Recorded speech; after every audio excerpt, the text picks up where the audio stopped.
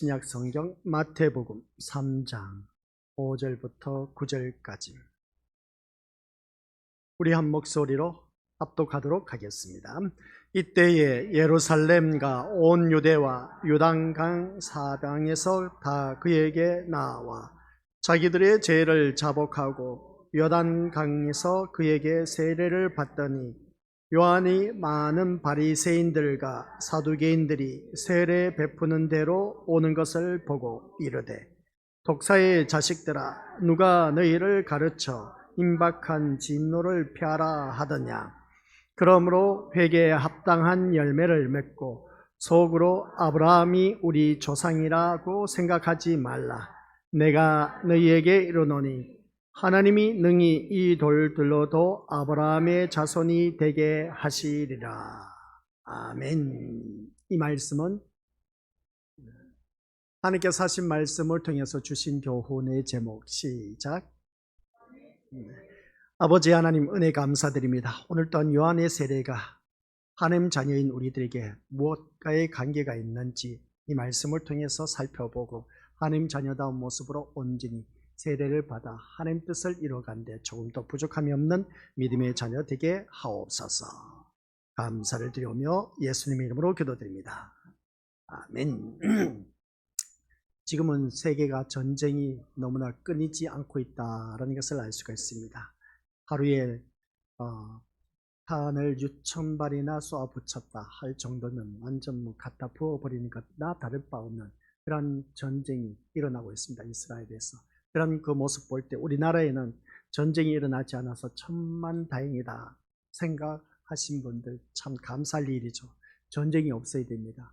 그래서 초처의 기근과 지진이 일어나고 많은 어려움을 겪고 있는 그런 나라들이 얼마나 많은지 모릅니다. 그런 가운데 오늘 또한 우리 귀한 믿음의 심령들은 한결같이 건강한 모습으로 주님 앞에 나와서 예배 드릴 수 있다는 자체가 참 귀한 은혜이다 라는 것을 다시 한 번 더 깨닫습니다. 그래서 우리가 무엇이든지 할 수 있을 때에 최선을 다해서 그 자리에서 온전히 우리 주님을 잘 섬겨야 된다 라는 걸 꼭 기억하시길 바랍니다.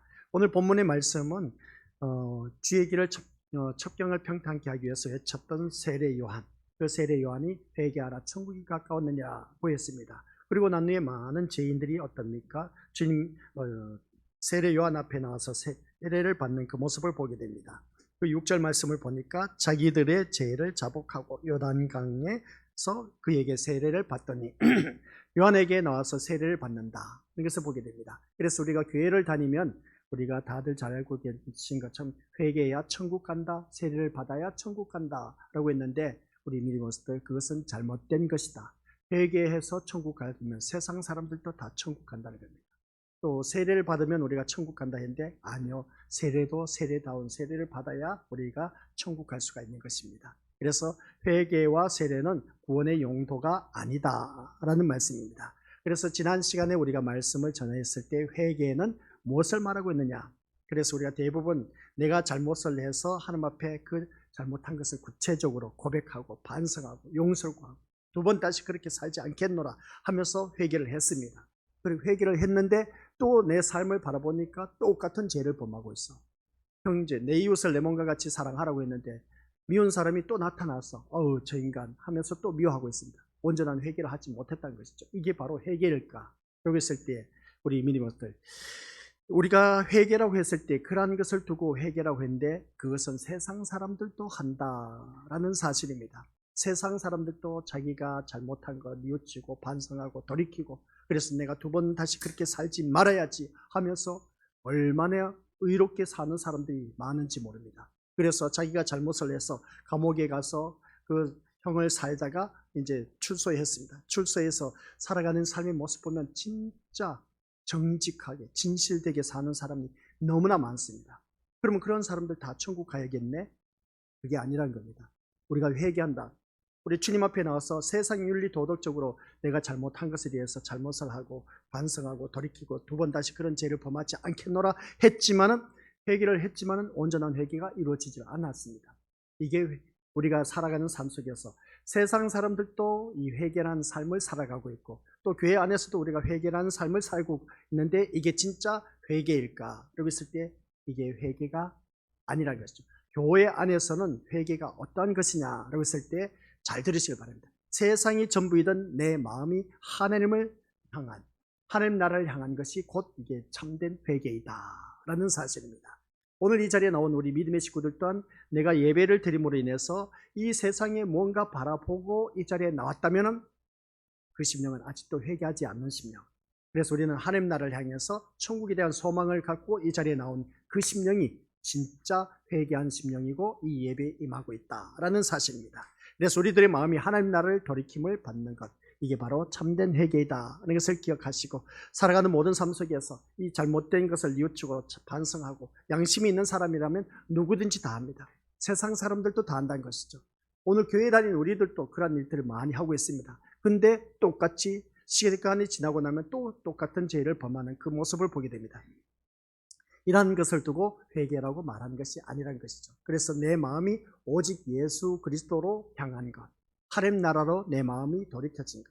그런데 우리가 살아가는 삶의 모습 보니까 내가 이 자리에 나와서도 아직도 세상을 향해 있다는 것을 보게 됩니다. 이게 잘못된 것이다 하는 것을 다시 한 번 더 깨닫게 되는 것이죠.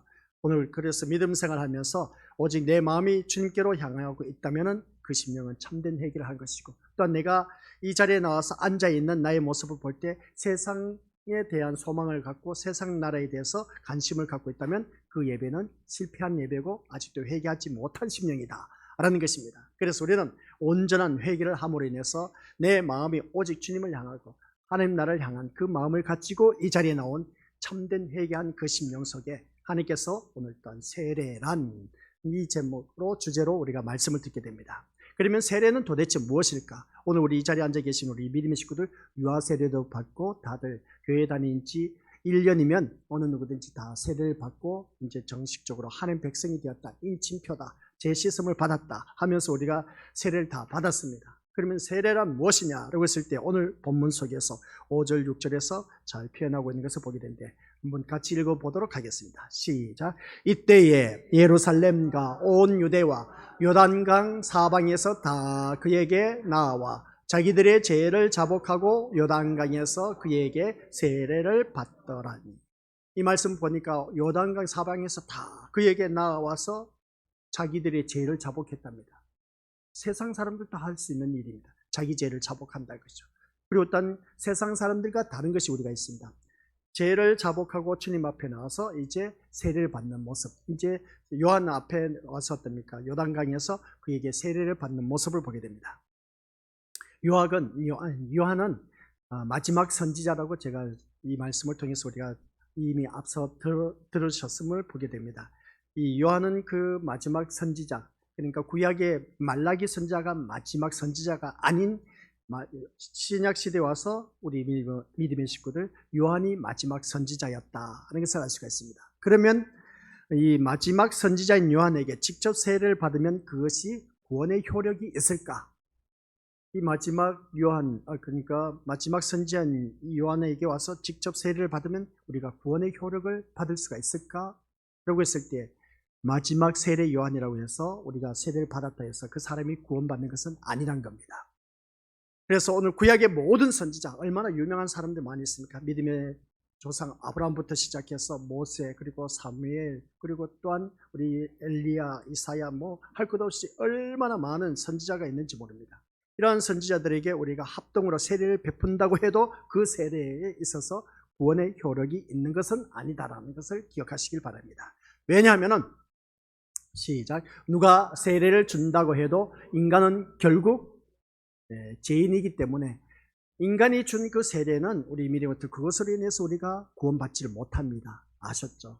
그렇기 때문에 오늘 이 자리에 앉아 계신 우리 것들, 그래서 저도 또한 우리 믿음의 식구들에게 세례를 베풀었습니다. 그래서 세례를 받은 우리 믿음의 심령들은 내가 구원받았다, 하나님 백성으로 인침을 받았다, 그것으로 인해서 구원받는다? 아니요. 사람이 베푼 그 세례를 통해서 우리가 구원받는 것이 아닌 겁니다.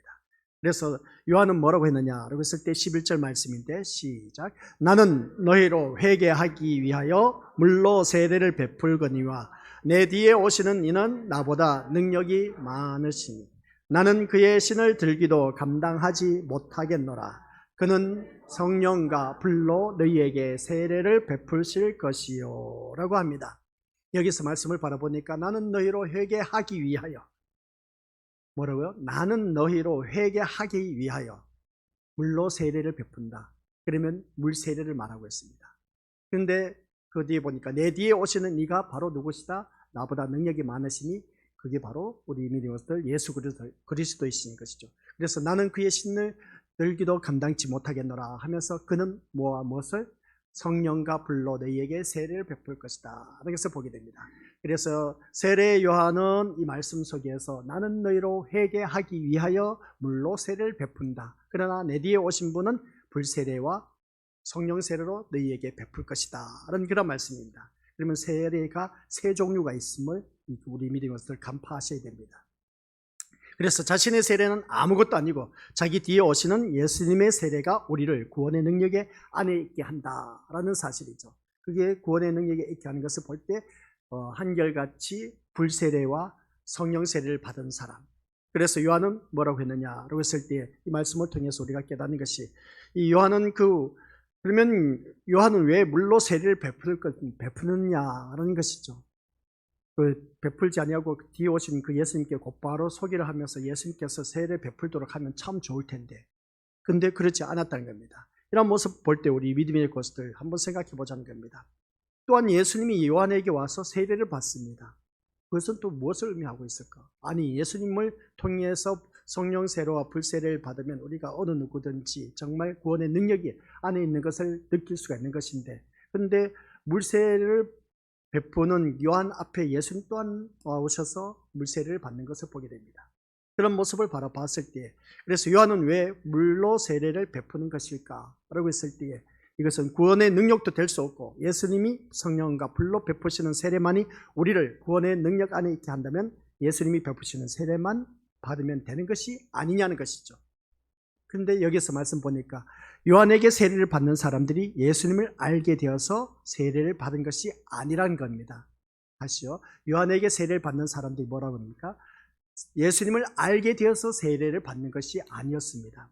단지 그들은 뭐라고요? 시작. 자신들의 죄를 알았기에 세례를 받는 것입니다. 그래서 나는 너희로 회개하기 위하여 물로 세례를 베푼다라고 했을 때 물 세례는 우리 믿음의 것들 기억하시길 바랍니다.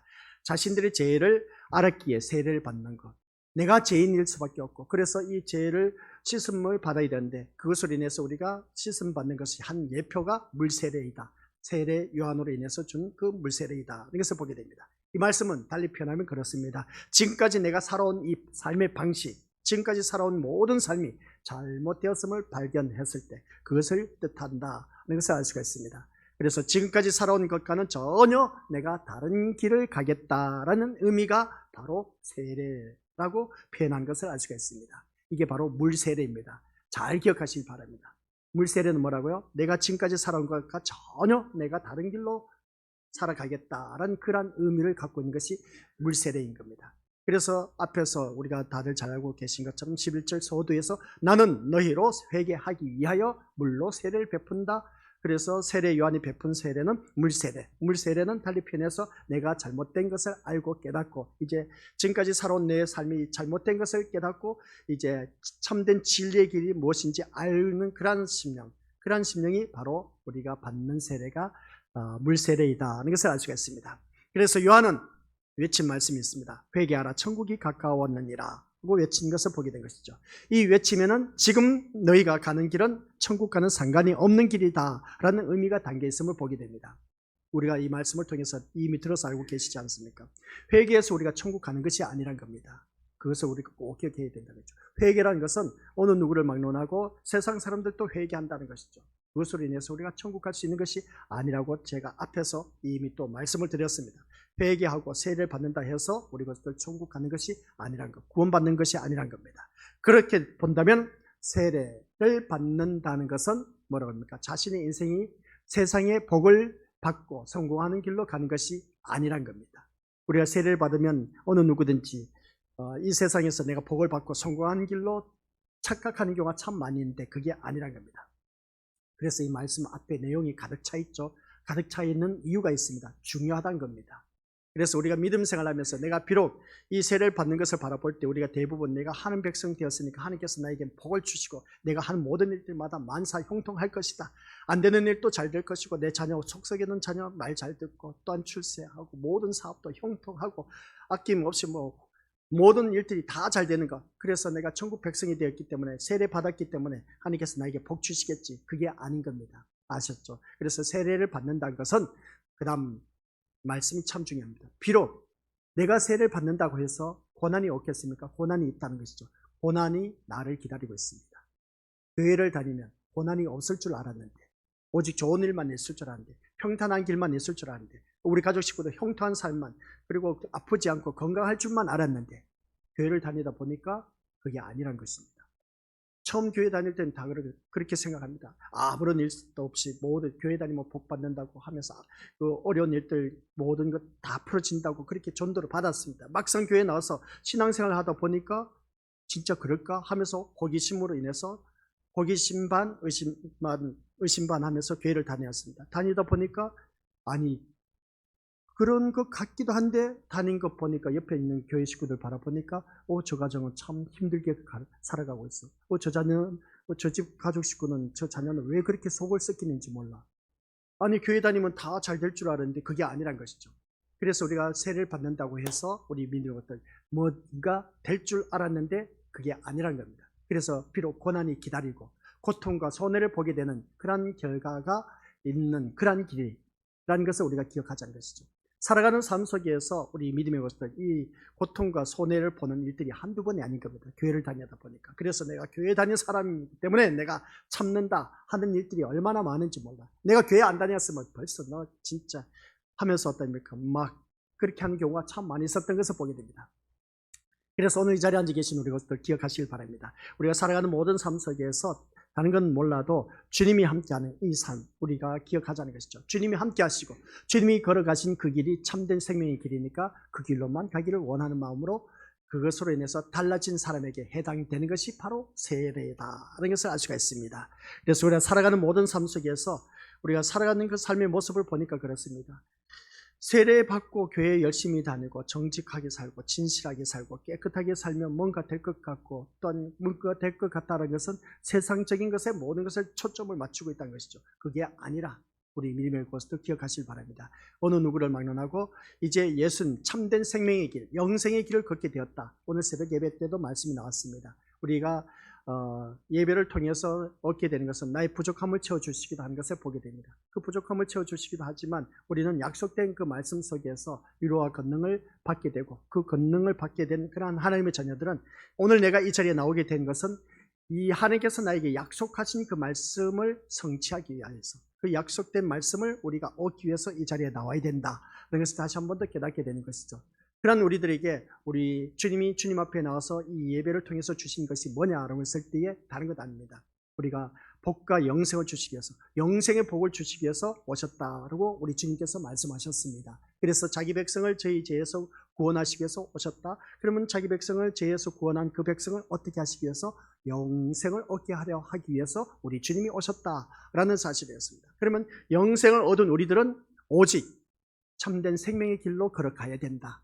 이게 오늘 우리가 믿음 생활하면서 교회를 다니면서 아주 기본적인 이것을 잊어서는 안 된다라는 말씀입니다. 그래서 새벽 예배 때 말씀 댐데미가 되어야 된다. 기본적인 도리가 갖춰야 된다라고 했지 않습니까?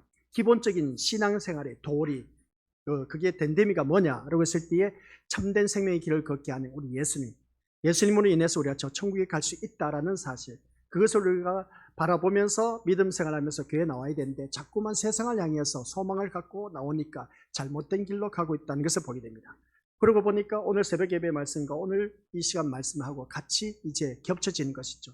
참된 생명의 길을 걷는 우리들은 오직 이 자리에 내가 왜 나왔느냐 세상 것 우리가 얼마든지 누릴 수가 있고 자기가 하고 싶은 것 마음껏 할 수가 있는 그 시간을 포기하고 이 건물 안에 한 시간 내가 갇혀 있습니다. 갇혀 있다는 것이 뭐겠습니까? 내 세상 모든 것 포기하고 내가 이 자리에 나오게 된 이유가 뭔가 있다는 겁니다. 목적이 있다는 것이죠. 그러면 그 목적이 뭐냐는 것이죠.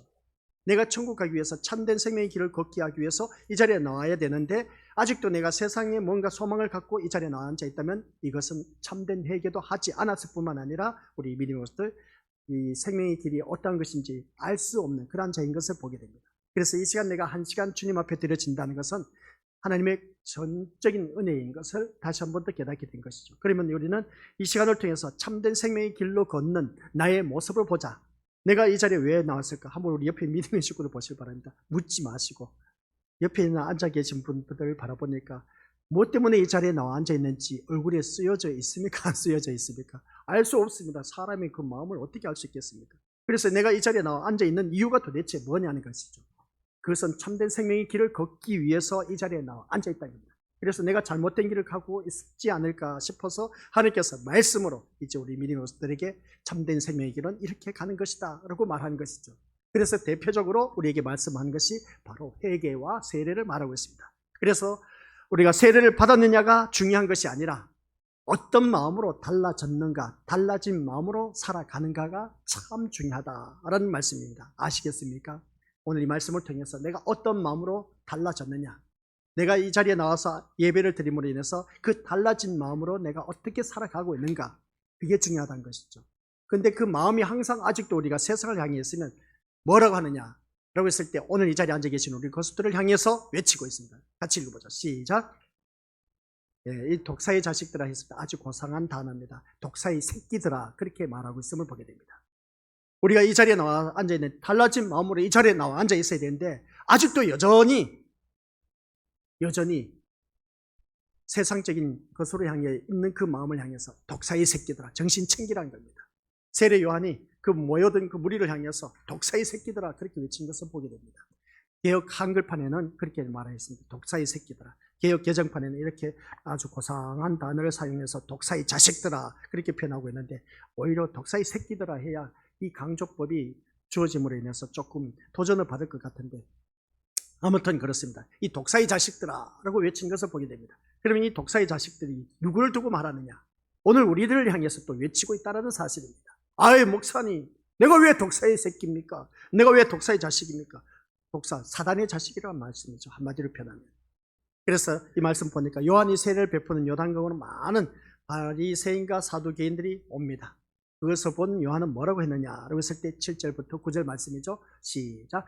독사의 자식들아 누가 너희를 가르쳐 임박한 진노를 피하라 하더냐. 그러므로 회개에 합당한 열매를 맺고 속으로 아브라함이 우리 조상이라고 생각하지 말라. 내가 너희에게 이르노니 하나님이 너희 이 돌들로도 아브라함의 자손이 되게 하시리라. 아멘. 독사의 자식이라고 하는 이유가 이 말씀 안에 다 들어가 있습니다. 우리 믿음들 왜 이 요한이 바리새인과 사두개인을 향해서 독사의 자식이라는 그 말을 했을까? 이것은 너희의 아비는 뱀, 즉 사단이라는 것을 알 수가 있습니다. 도대체 바리새인과 사두개인들은 무엇이 잘못되었기 때문에 요한에게 이런 말을 들어야 되느냐? 사두개인과 바리새인들, 너무 요한이 지나친 말이 아닐까라는 것을 생각해 볼 수가 있습니다. 아니 사두개인과 바리새인들 사회적으로 그들은 인정받는 모습을 보게 됩니다. 아주 훌륭한 사람이었습니다. 그 사두개인과 바리새인들 얼마나 훌륭한지 모릅니다. 그런데 그 많은 무리들 가운데서 이 독사의 새끼들아 이 소리를 들은 그 사두개인과 바리새인들 과연 기분이 좋을까? 좋지 않다는 것이죠. 두말할 것 없이.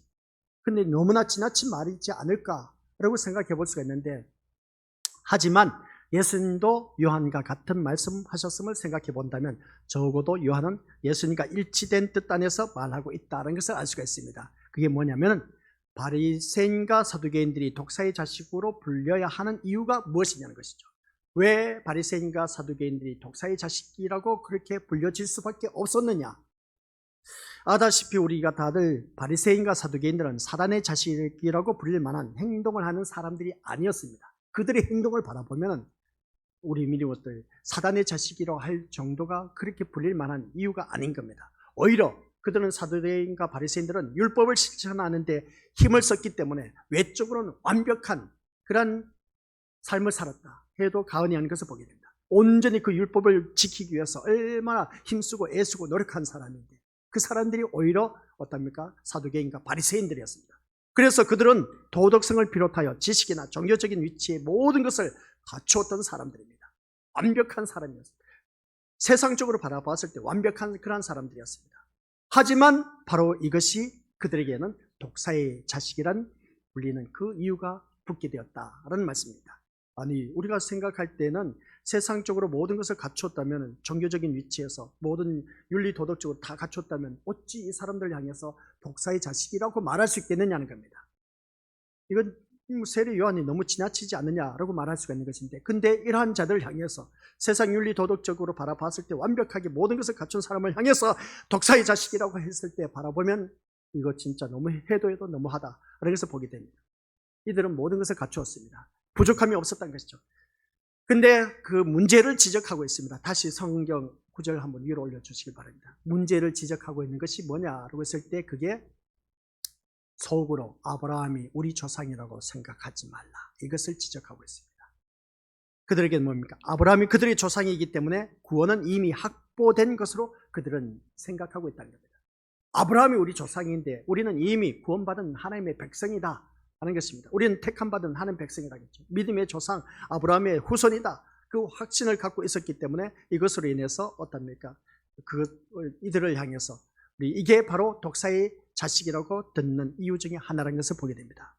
하지만 그로 인해서 그들은 자신들이 용서받아야 할 존재임을 생각하지 않는다는 것이죠. 우리는 용서받을 건덕지도 없다. 우리는 아브라함의 후손이기 때문에. 그리고 또 너희들 알지 않느냐? 이 사두개인들 바리새인들의 삶의 모습 보면 종교적이나 도덕적으로 모든 것을 세상적으로 완벽한 갖춘 그런 우리들이기 때문에 우리는 용서받을 존재들이 아니다라는 그런 말을 하고 있음을 보게 됩니다. 즉 자신들의 마음은 이미 하나님을 향하고 있으므로 마음이 돌이킴을 받아야 한다는 것조차 부인하는 사람들임을 보게 됩니다. 그러니까 이들은 한결같이 이미 마음은 하나님을 향하고 있기 때문에 우리는 용서받을 자가 아니란 것이죠. 이게 뭔지 아십니까?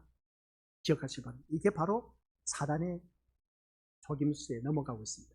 사단의 사고방식입니다. 나는 세상 윤리 도덕적으로 모든 것을 다 갖추었다. 완벽하게 갖추었다. 너희들도 알지 않느냐?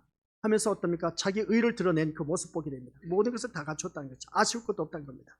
이런 모습 볼 때 우리 믿음의 모습들, 여기서 사단의 사고방식을 갖고 있는 이 사두개인과 바리새인들, 여기에 대해서 이러한 자들을 향해서 독사의 자식이라고 외친 것을 보게 됩니다. 그러면 이 바리새인과 사두개인들은 강한 자기 확신에 붙들려 있다라는 것입니다. 강한 자기 확신에 붙들려 있는 그 사람이 누구냐라고 했을 때 독사의 새끼들아 외치고 있는 것을 보게 됩니다. 강한 자기 확신, 세상적으로 바라보면 야, 너 진짜 줏대 있다. 자기 확신, 주관성이 있으니까 정말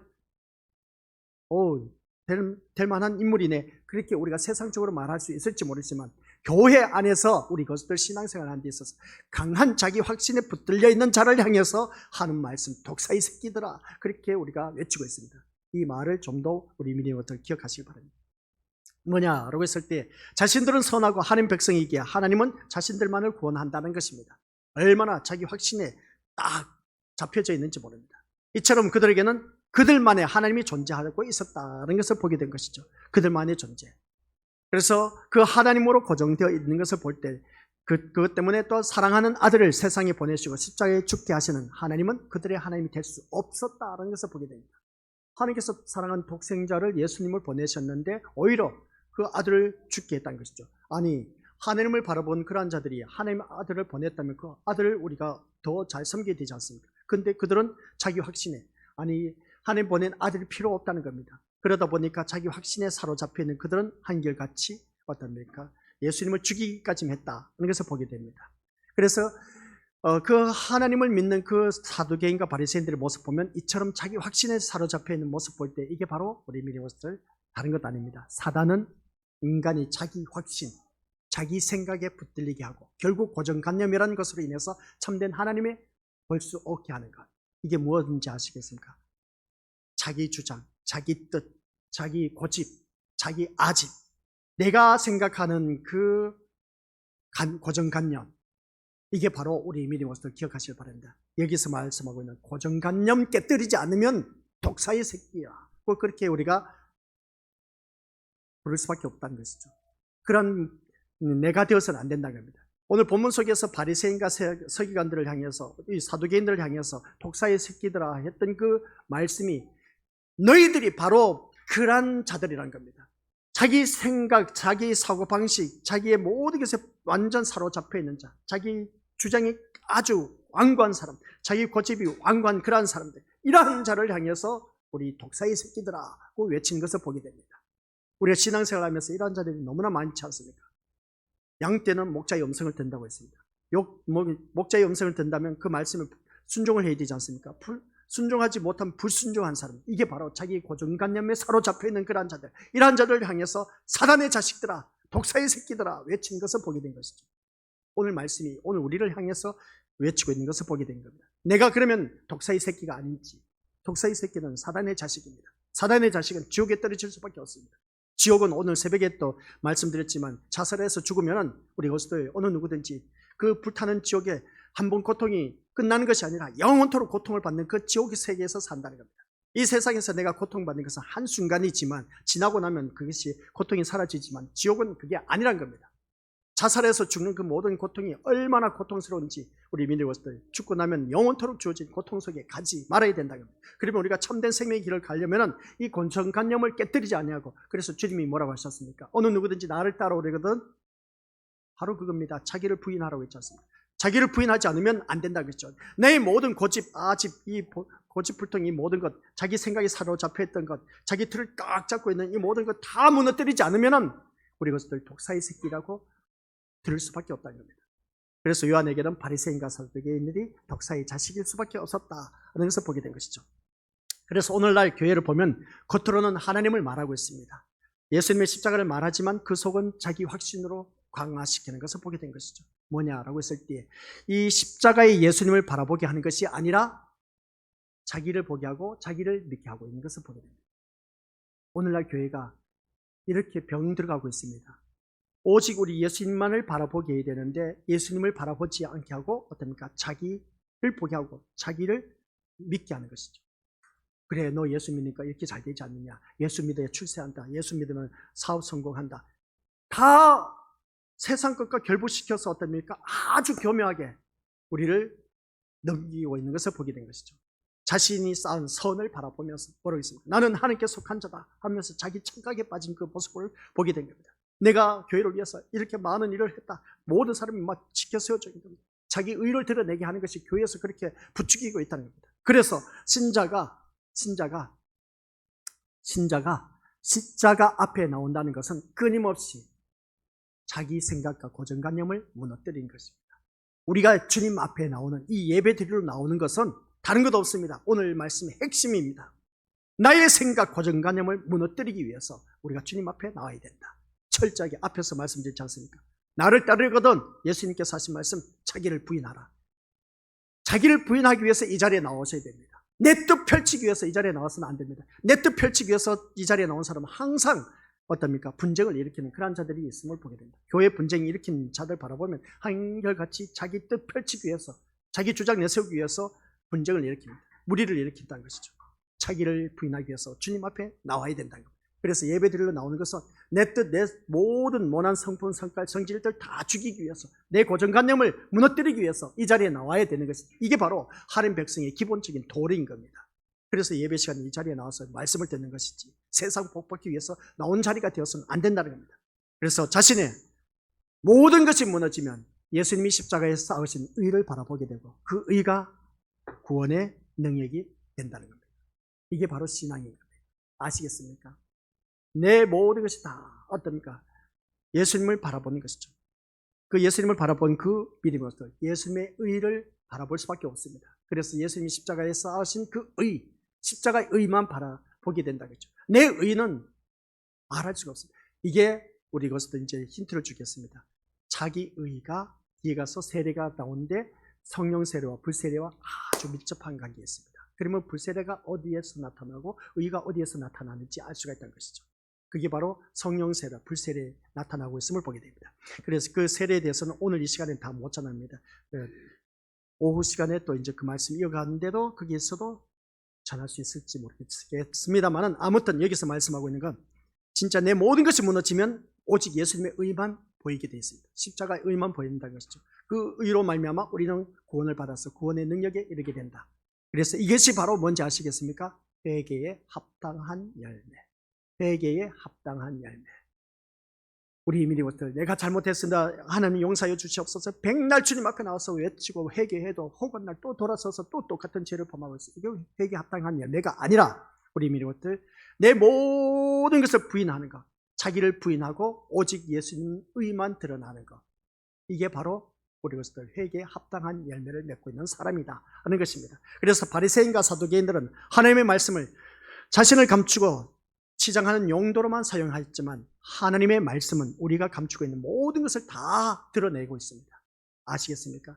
하나님의 말씀은 우리의 속 내부를 다 들춰내고 있다는 것이죠. 그러므로 진심으로 말씀을 듣는 우리는 죄를 자복하고 하나님께 나올 수밖에 없고, 그래서 나오다 보니까 나를 부인할 수밖에 없고, 그 나를 부인한 그 심령이 오직 예수님밖에 없다는 것이 보일 때 그게 바로 회개에 합당한 열매를 맺은 자만이 하나님 나라에 이를 수가 있다. 그래서 하나님의 심판대가 되면은 세상의 모든 것은 낱낱이 다 드러나게 되어 있습니다. 그래서 나중에 요한계시록에 가서 보면 예수 그때의 백보자 심판이 있다고 했습니다. 그 백보자 심판 앞에서는 누구 하나 그냥 백일하에 내 모든 것이 다 드러난다고 했습니다. 그래서 우리는 그 마지막 때를 살아가는 그런 사람이라는 것이죠. 전쟁이 일어나서 하루에 몇천 명씩 죽어가고 있다고 하지 않습니까?